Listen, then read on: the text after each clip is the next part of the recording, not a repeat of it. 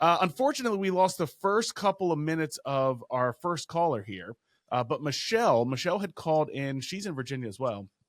She's got 30 years in credit repair. She's got about 21 years in real estate, doing about 10 to 15 transactions a year in real estate. So a lot going on. She's starting a ministry also. So she's just she an said she was in entrepreneur. ministry. Yeah. But dealing with burnout. So unfortunately, we missed the first couple of seconds there, but she's just kind of talking about, hey, I have a concern with communication in my business. I'm not able to communicate enough to help support my clients, which is ultimately leading to burnout. And then that's where we're going to pick up with Luke kind of responding and giving his advice for the rest of the conversation. So that makes sense. So you need leverage in your business. I think Dave Ramsey would call this the treadmill stage, right? You're on the treadmill, Yes. if I'm Yes. not mistaken, right? So you're the solopreneur, you're the rainmaker, the one bringing in the business. You also have to service the business, and you're trying to scale. And Yes. leverage in your business comes from two things, people or systems. Right. So you have people that you can hire to do things for you, or you have systems that you can implement to do things for you. Both of those tend to cost money, which is Right. why, and the people side requires emotional intelligence and leadership skills, which makes it even harder. Exactly. So how much net profit does your business does it make a year? Because that gives us the idea of, do you have the ability to go hire somebody right now? Are you making a couple $100,000 a year out of your business? Are you making, 100? Like, what does that look like to help give you the right advice? Around now, to give the right advice, I would have to say it fluctuates, but I will say on an average, maybe between real estate itself, between 80 to 100. Okay. And credit business anywhere from 40 to 60. Okay. So on a good year, you're making $160,000. So Exactly. if you were communicating better with inside your business with your clients, would that result in more business for you? Absolutely. How Because much more do you think? Oh, probably more than half of what I just said. More than probably triple that, because Well, you just answered your question then. Yeah, right. So you're answering your own question, Michelle. You're literally going, which is a great thing, right? Kudos to you. You're making on a good year, 160,000, right? On a poor year, maybe 100. And so then the question to you would be, and this is like all growth, it's like a hockey stick. A lot of times you have to go down before you go up. And so you have to go, will I spend, let's say, hiring an admin?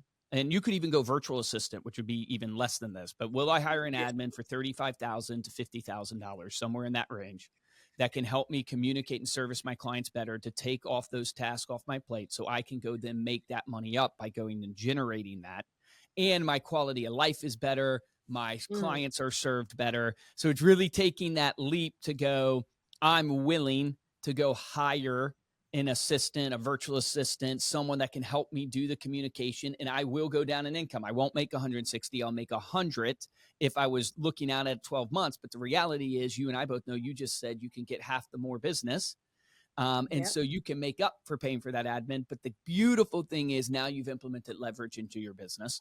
And then more importantly, your clients are served better, which is the most important thing that helps you build the brand long-term. Steve, you want to share the story of when you hired Kelly, like your first assistant, and what you had to take that leap of faith and what that felt like?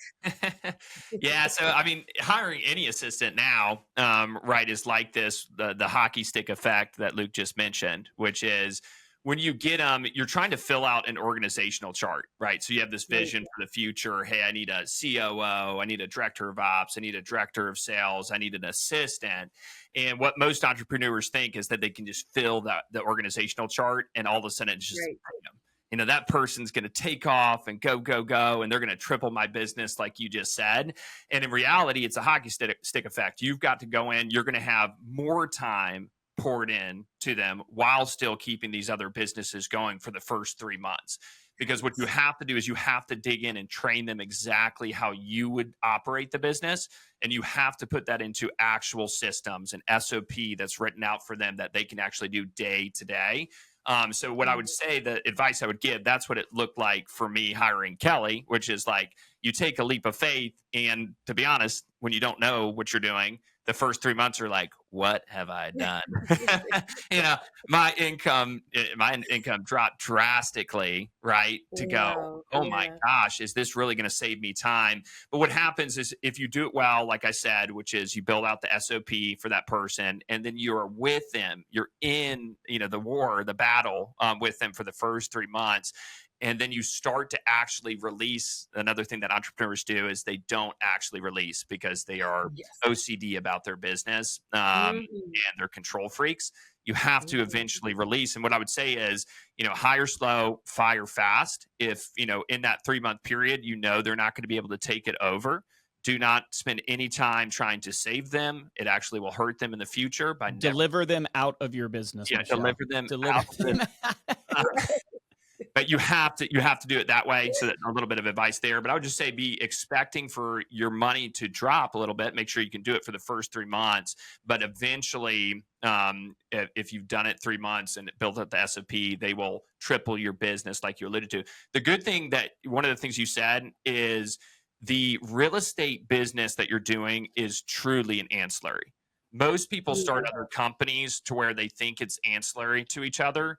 But Mhm. yours is actually ancillary because you're not doing any additional work to get that real estate client. Right. And the good Right. thing is if it's true that you can triple your business on the credit side, then you Mhm. should be able to triple your business on the real estate side organically. And so the Yeah. money, the opportunity cost that you're missing out on that side is Mhm. also really great. So you Yes. hire one admin to take that off your plate to where you can triple your business. You're also going to triple the real estate side. And it seems like the real estate side as well is actually a lot of your profit, that's coming through.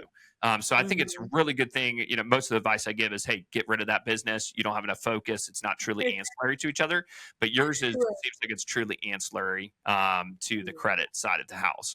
Here's your activity, Michelle, that I want you to do after this call. Okay. It's called basically green, yellow, red. So imagine like Okay. a stoplight, right? And I want you to write down through the lens of what makes you the most money, the green activities. So green is all the activities that make you the most money, and write those down. And yellow, these are activities that have to be done. They're maybe one removed from making money, but Okay. you write all those down. And then red, these are all the things that have to get done, but they're just administrative things. They don't really make you tons of money, Okay. because it's removed. That red becomes your job description of what you're hiring the person for. The other way to look at it is through the lens of what you enjoy or what only you can do. So green is what Michelle enjoys and what she's the best in the world at, that only she can do as owner of the business. Yellow is the Okay. things that you need to stay attached to, but you can add, maybe you don't have to do the task the whole time. And then red is the things that you really don't need to be doing at all. So like as a real estate agent, you don't need to be putting yard signs in the yard. You don't need to be doing, a lot of this administrative work. You need to be doing what? The listing presentation. You need to be Right. doing the closing. And so that's, if you go through that exercise, what you'll end up with in the red category is your job description. Throw those Mm. tasks into ChatGPT or Gemini and have it work out a job description for you. But that's the exercise I want you to do, because you really are. You've been in the business 20, 30 years, right? In these two Yeah. businesses, you know what you're doing. You've got to take that leap of faith Yeah. and start building your business. You need to go from treadmill operator to an actual owner. And that means you got to hire somebody, which is you're going to learn. Like you might go through 3 people, Right. hopefully not, but you might go through 3 people before you find the right person. Don't be scared of that. Kiss a lot of frogs to find the prince. And then most importantly, stay with them in the trench, show them what to do. Then let them show you that they know by you staying with them. And then finally, last but not least, do what Steve said, let go. But I appreciate you coming on the show. It's awesome. And such a relevant question to everybody who's Yes. trying to grow their business and jump from the solopreneur to the next. Yes. Yes. Are you going to go do that exercise, Michelle? I'm doing it right now. While Okay, we're I'm going to hold you to that. Yeah, we'll have to have you back on, but make sure you friend us on Instagram and stuff like that. I would love to connect. I sure on will. social. Yeah, and let's stay in Okay. touch. And you're in Virginia. We're in Virginia with Acre Brothers and stuff like that. So if we can help you more, we'd love to. But thanks for coming on the show. Okay. Well, I take that advice and I'm running with it right now. Awesome. So no worries. Thank Thanks, you, Michelle. Michelle. Appreciate you. Good luck. Bye. Bye. Thank you. Have a good one. Bye-bye. You too. I think you nailed that, Steve, spot on. Of like originally I would say stop doing the other businesses because you're not making enough money. Yep. But they're really connected. So I don't think she has to stop. She has to be more organized. She could probably find just that. She probably doesn't even have to hire somebody. She could probably find that leverage just in system implementation. Yep. But the reality is if you're not good at systems, then you'll spend yourself to death. If she gave us the right data, which was they were all organic, they came from the credit, side of the house. That's your vertical. Take that really high as far as it can go. And if that's true, then she definitely should triple her business on the real estate side, which is fantastic.